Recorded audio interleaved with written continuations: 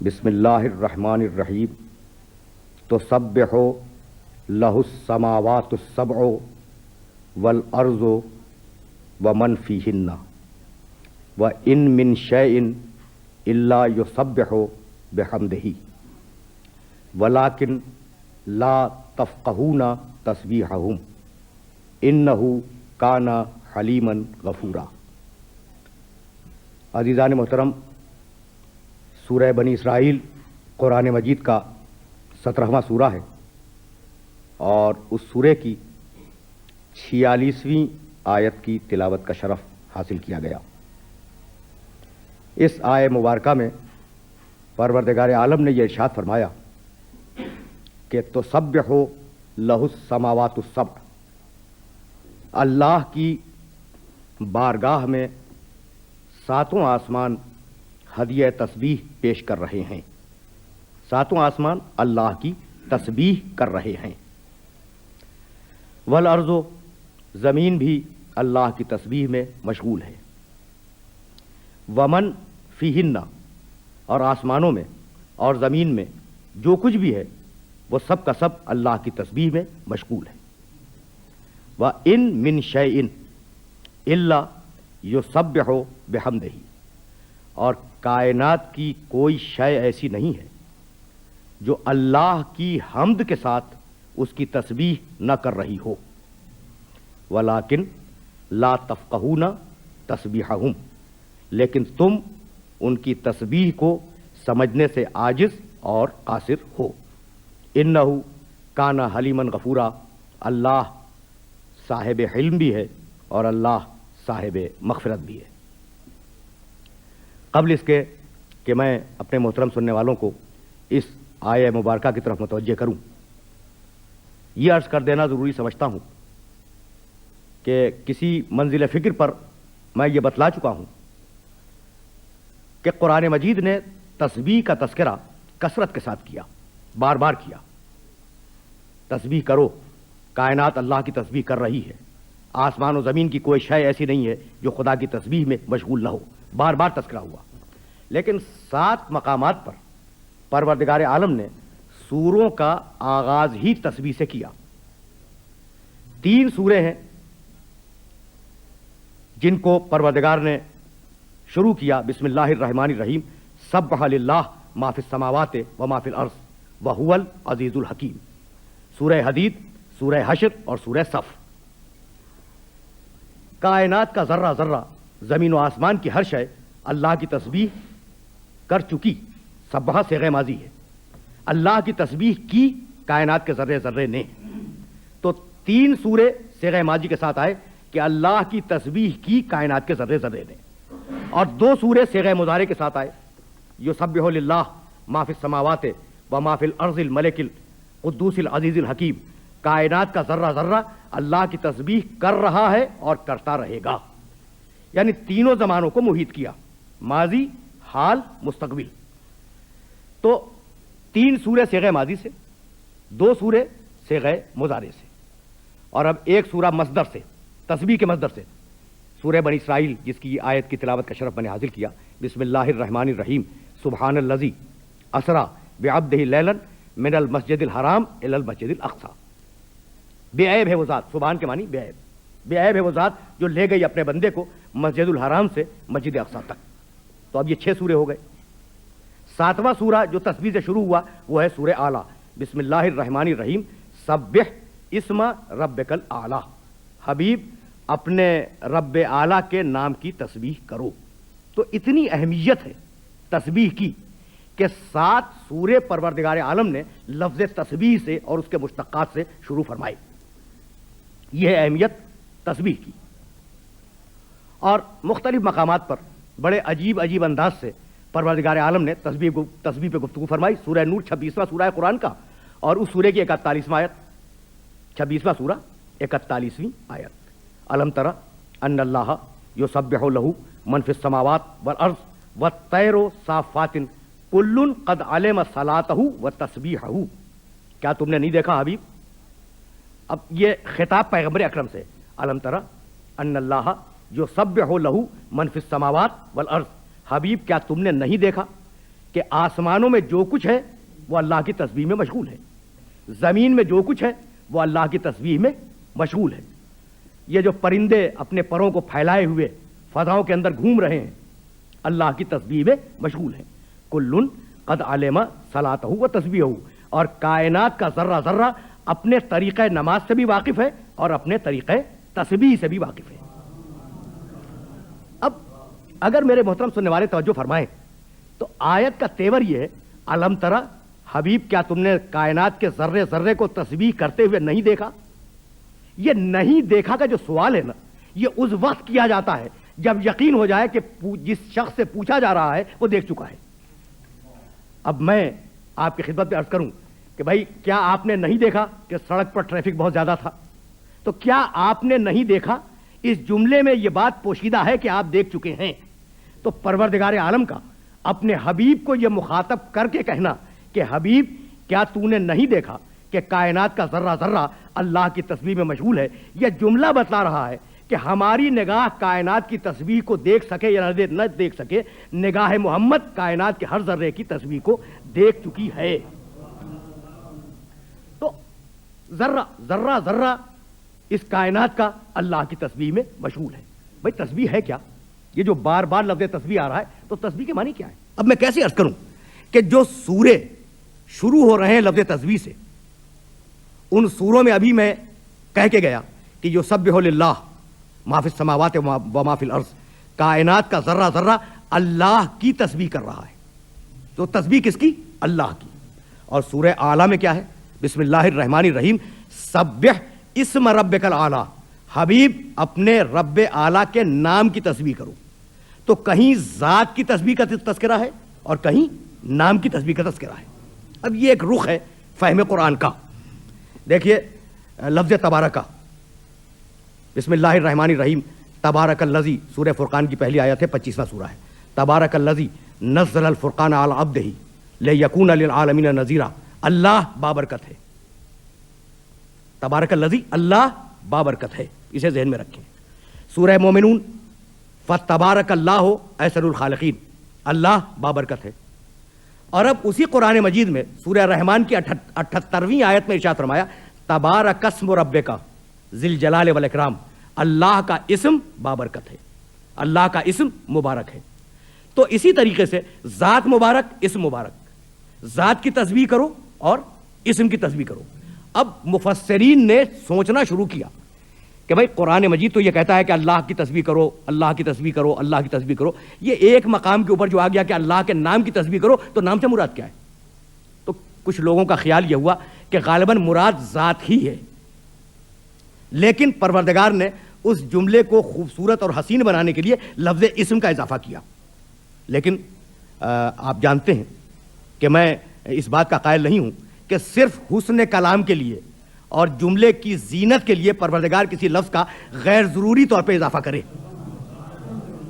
اس لیے میں نے سوچنے کی کوشش کی کہ پروردگار نے یہ کیوں فرمایا کہ ذات کی تسبیح کرو اور اس کے اسم کی تسبیح کرو۔ تو عزیزان گرامی، تسبیح کے معنی اللہ کی ذات کو اور اللہ کو بے عیب قرار دینا۔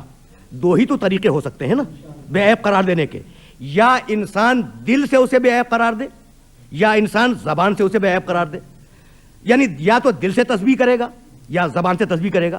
تو اگر دل سے تسبیح کرو تو اس کی ذات کو بے عیب قرار دو، اور اگر زبان سے تسبیح کرو تو اس کے نام کو بے عیب قرار دو۔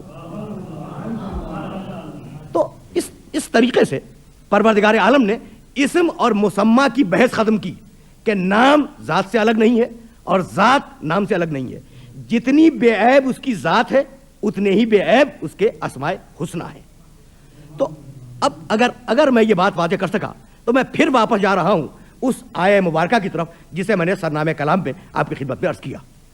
تو سبحوا لہ السماوات السبع، ساتوں آسمان اللہ کی تسبیح میں مشغول ہیں، والارض، زمین بھی اللہ کی تسبیح میں مشغول ہے، ومن فیہن، اور جو کچھ بھی آسمانوں میں اور زمینوں میں ہے وہ اللہ کی تسبیح میں مشغول ہے۔ اب ذرا سا اور بھی وسیع کیا مفہوم کو، وَإِن مِّن شَيْءٍ إِلَّا يُسَبِّحُ بِحَمْدِهِ، کائنات کا ذرہ ذرہ اور کائنات کی ہر شے اللہ کی تسبیح حمد کے ساتھ کر رہی ہے، یسبح بحمدہ، ولکن لا تفقہون تسبیحہم، لیکن اے انسانوں، اے لوگوں، تم ان کی تسبیح کو سمجھنے سے قاصر ہو۔ بھائی کائنات کا ذرہ ذرہ کس طریقے سے تسبیح کر رہا ہے، کبھی آپ نے غور فرمایا؟ بھائی یہی وہ منزل فکر ہے جہاں سننے والوں کو روکنا چاہ رہا ہوں۔ یعنی دعویٰ بہت بڑا ہے، اور اگر کسی انسان کا دعویٰ ہوتا تو میں آسانی سے یہ کہہ کے گزر جاتا کہ دعوے میں مبالغہ ہے۔ دعویٰ ہے قرآن مجید کا، جس کا لفظ لفظ حقیقت پہ مبنی ہے، اور کسی لفظ میں بھی مبالغے کا کوئی امکان نہیں ہے۔ تو کائنات کا ذرہ ذرہ کس طریقے سے اللہ کو بے عیب قرار دے رہا ہے اور کس طریقے سے اس کی تسبیح کر رہا ہے، اسے سمجھنے کے لیے ہم اپنی رسموں اور اپنے رواجوں کی طرف واپس آ جائیں۔ بھائی کائنات کا ایک اصول ہے، منطقی اصول ہے، اور وہ آپ کی رسموں میں بھی ہے، آپ کے رواجوں میں بھی ہے۔ منطقی اصول کیا ہے؟ منطقی اصول یہ ہے کہ اگر کوئی شے بنی ہے تو یقیناً اس کا کوئی بنانے والا ہے۔ جو بنی ہے اس کا نام ہے اثر، اور جو بنانے والا ہے اس کا نام ہے سبب۔ تو ہر اثر اپنے سبب کے کمال کی دلیل ہوتا ہے، یہ ایک اصول ہے۔ اب میں آپ کی خدمت میں اگر کوئی بہت اچھا شعر پڑھوں اور آپ کو وہ شعر پسند آ جائے تو آپ یہ کہیں گے نا کہ کیا اچھا شاعر تھا جس نے اتنا اچھا شعر کہا۔ تو وہ شعر، وہ تخلیق اپنے خالق کے کمال اور اس کی مہارت پر دلیل بن گئی۔ کوئی اچھی تصنیف آپ کے مطالعے میں آ جائے تو آپ بے اختیار یہ کہیں گے کہ کیا اچھا مصنف تھا۔ کوئی بہت ہی لاجواب عمارت آپ کو نظر آ جائے تو آپ کی زبان سے نکلے گا کہ بھئی معمار کتنا بے عیب اور کتنا ماہر تھا۔ تو ہمیشہ یہ دستور ہے دنیا کا، اور ہمیشہ یہ طریقہ ہے دنیا کا کہ اثر کو دیکھ کر سبب کا اندازہ لگاؤ۔ اگر کوئی اچھا بچہ، مہذب، شائستہ، تربیت یافتہ آپ کے سامنے آ جائے تو آپ کے ذہن میں فوری یہ بات آ جائے گی کہ کتنے اچھے ماں باپ ہیں اس کے، کہ انہوں نے اس کی اتنی خوبصورت تربیت کی۔ تو ہمیشہ اثر سے سبب کا اندازہ لگایا جاتا ہے۔ تو کائنات کو اس پروردگار نے اتنا بے عیب خلق کیا، اتنا بے عیب خلق کیا، اور ہر شے کو اتنا برمحل رکھا کہ کوئی امکان کسی مقام پر اعتراض کا نہیں ہے۔ تو کائنات کا ذرہ ذرہ اپنی بے عیبی سے اپنے خالق کی بے عیبی پر دلیل بن رہا ہے، اور یہ اس کے وجود کی تسبیح ہے۔ بھائی میں سمجھتا ہوں کہ بات واضح ہو رہی ہے۔ یہ اس کے وجود کی تسبیح ہے، وہ اپنے وجود سے اور اپنی ذات سے بارگاہ پروردگار میں ہدیہ تسبیح کو پیش کر رہا ہے۔ تو اگر یہ بات واضح ہوئی ہو کہ معلول اپنے علت کی بے عیبی کا سبب ہے، اثر اپنے سبب کی بے عیبی کا سبب بنتا ہے، اگر یہ بات طے ہے کہ والدین اگر اچھی تربیت کر دیں تو بچہ ان کی بے عیبی اور ان کی شائستگی پر دلیل بن جائے، اگر یہ اصول طے ہو گیا ہے تو یہی سبب ہے کہ قرآن مجید نے مسلمانوں کو تعمیر کردار پر اتنی شدت سے متوجہ کیا کہ اس شدت کے ساتھ کسی اور شے کی طرف متوجہ نہیں کیا۔ بھائی کہہ دیتا کہ فلاں کام انجام دو، نہیں، کردار بناؤ، اخلاق سنوارو، عمل صالح کرتے رہو، اچھے انسان بنو، بے عیب انسان کی طرح زندگی گزارو، تم میں کوئی اخلاقی عیب نہیں ہونا چاہیے۔ تو یہ اتنا زور کس بات پہ ہے؟ یہ زور کیوں دیا جا رہا ہے کہ اپنے کردار کو بناؤ، اپنے کردار کی تعمیر کرو، اپنے کردار کی تشکیل کرو؟ تو بتلانا یہی تھا کہ اگر تم نے اپنے کردار کو اچھا بنا لیا اور اپنے کردار کو اگر تم نے دنیا والوں کے سامنے ایک نمونہ بنا کے پیش کیا تو دنیا تمہارے کردار کو دیکھ کر پکار اٹھے گی کہ جب امتی ایسے ہیں تو ان کا نبی کیسا ہوگا۔ جب امتی جب ایسے ہیں اور اس معیار کے ہیں تو ان کا نبی کیسا ہوگا۔ اور جب نبی نے ایسی تربیت کی تو جس نبی نے ایسی تربیت کی اس کا خدا کیسا ہوگا۔ یہ ہے تسبیح انسان کے ذات کی، یہ ہے تسبیح انسان کے ذات کی، انسان کے کردار کی، کہ اپنے پورے کردار اور اپنی پوری ذات سے پروردگار کی تسبیح کرو۔ اگر یہ بات واضح ہوئی تو سلسلہ فکر اسی مقام سے آگے بڑھ رہا ہے۔ بھائی کائنات کا ذرہ ذرہ اللہ کی تسبیح کر رہا ہے۔ اب میں کیسے عرض کروں کہ سورہ رعد ہے قرآن مجید کا 13واں سورہ، اور اس 13ویں سورے کی 13ویں آیت کا پہلا ٹکڑا وَيُسَبِّحُ الرَّعْدُ بِحَمْدِهِ، رعد وہ جو کڑک ہے بادل کی، وہ اللہ کی تسبیح کر رہی ہے، کڑک بحمدہی، اس کی حمد بھی کر رہی ہے۔ تو اب دلیل ہوئی نا، یہ بھی ایک دلیل ہوئی کہ کائنات کا ذرہ ذرہ تسبیح کر رہا ہے۔ بھائی بہت توجہ رکھیے گا، اور اسی منزل فکر پر روکنا چاہ رہا ہوں اپنے سارے سننے والوں کو۔ کافر کر رہا ہے؟ کافر نہیں کر رہا ہے، وہ جو خدا کو مانتا ہی نہیں ہے وہ تسبیح کر رہا ہے؟ نہیں کر رہا ہے. اور پروردگار کا دعویٰ یہ ہے کہ کائنات کا ذرہ ذرہ اللہ کی تسبیح میں مشغول ہے. تو وہ جو خدا کو تسلیم ہی نہیں کرتے وہ کہاں سے کر رہے ہیں؟ تو عزیزو ہمیشہ اس بات کو یاد رکھیں کہ جس مخلوق کو ارادہ دیا اس مخلوق میں تو امکان ہے کہ وہ تسبیح کرے یا تسبیح نہ کرے، لیکن جس مخلوق کو پروردگار نے ارادہ نہیں دیا وہ مخلوق پروردگار کے دائرے تسبیح سے باہر نہیں ہے. یعنی میں کہنا یہ چاہ رہا ہوں کہ کافر اگرچہ اپنی زبان سے تسبیح نہ کرے اپنے اللہ کی، لیکن اس کافر کے جسم کا ہر خلیہ اور اس کے خون کا ہر ذرہ اس پروردگار کی بارگاہ میں ہدیہ تسبیح پیش کر رہا ہے جو ان خلیوں کا اور ان ذروں کا خالق ہے نا، جو ان ذروں کا اور ان خلیوں کا، یعنی خون کے ذرات اچھل اچھل کر بارگاہ الہی میں ہدیہ تسبیح پیش کر رہے ہیں، چاہے وہ اپنی زبان سے تسبیح کرے چاہے نہ کرے. یعنی اس کا وجود خالق کی بے عیبی پر دلیل ہے. لیکن اب سلسلہ فکر کو اس مرحلے میں داخل کرنے کے بعد میں اپنے سارے سننے والوں کو متوجہ کروں گا ایک لفظ کی طرف، ان من شیء الا یسبح بحمدہ. کائنات کا ذرہ ذرہ اللہ کی تسبیح کر رہا ہے بحمدہ، حمد کے ساتھ. عجیب بات ہے، یعنی تنہا تسبیح نہیں کر رہا ہے، بحمدہ حمد کے ساتھ تسبیح کر رہا ہے. اس جملے کو نوٹ کریں کہ تسبیح حمد کے ساتھ ہے. اب عرض کروں بھائی قرآن مجید میں بڑے مقامات ہیں، لیکن میں صرف 2 مقام آپ کی خدمت میں پیش کرنا چاہتا ہوں. ایک حضرت آدم علیہ السلام کے زمانے کا جملہ اور ایک پیغمبر اکرم صلی اللہ علیہ وآلہ وسلم کے زمانے کا جملہ. قرآن سے آدم اور خاتم کے زمانے کے 2 جملے. وَإِذْ قَالَ سورہ بقرہ دوسری سورت ہے اور اس کی 31ویں آیت ہے. وَإِذْ قَالَ رَبُّكَ لِلْمَلَائِكَةِ إِنِّي جَاعِلٌ فِي الْأَرْضِ خلیفہ. اس وقت کو یاد کرو جب تمہارے رب نے فرشتوں سے کہا کہ میں زمین پر ایک خلیفہ بنانے والا ہوں. قالوا، فرشتوں میں ایک استعجاب کی اور استفہام کی کیفیت پیدا ہوئی. قالوا اتجعل فیہا من یفسد فیہا ویسفک الدماء. پروردگار کہنے لگے کہ پروردگار کیا اسے خلیفہ بنائے گا جو زمین پر فساد پیدا کرنے والا ہے اور زمین پر خونریزی کرنے والا ہے؟ اسے خلیفہ بنائے گا. وَنَحْنُ نُسَبِّحُ بِحَمْدِكَ وَنُقَدِّسُ لَكَ. جبکہ ہم تیری تسبیح بھی کرتے ہیں، تیری حمد بھی کرتے ہیں. وَنُقَدِّسُ لَكَ، اور تیری تقدیس میں بھی مشغول ہیں. قَالَ إِنِّي أَعْلَمُ مَا لَا تَعْلَمُونَ. پروردگار نے جواب میں کہا کہ میں وہ جانتا ہوں جو تم نہیں جانتے. میں وہ جانتا ہوں جو تم نہیں جانتے. اب کبھی اس موضوع پہ پھر بات ہوگی کہ ان مکالمات میں، فرشتوں کے اور پروردگار کے مکالمات میں راز کیا ہے، لیکن میں تو فقط ایک جملے کے لیے اپنے سننے والوں کو زحمت دینا چاہ رہا ہوں. فرشتوں نے کیا کہا؟ نسبح بحمدک. پروردگار ہم تیری تسبیح کر رہے ہیں حمد کے ساتھ، نہ تنہا حمد نہ تنہا تسبیح. یہ ہے دقت. وہاں کیا تھا؟ وَإِن مِّن شَيْءٍ إِلَّا يُسَبِّحُ بِحَمْدِهِ. کائنات کا ہر ذرہ ذرہ اللہ کی تسبیح کر رہا ہے حمد کے ساتھ، نہ تنہا تسبیح نہ تنہا حمد. فرشتے نہ تنہا تسبیح کر رہے ہیں نہ تنہا حمد کر رہے ہیں، دونوں کام جاری ہیں. اور اب یہ تو آدم علیہ السلام کے زمانے کا جملہ تھا، اور اب پیغمبر اکرم کے زمانے کا جملہ.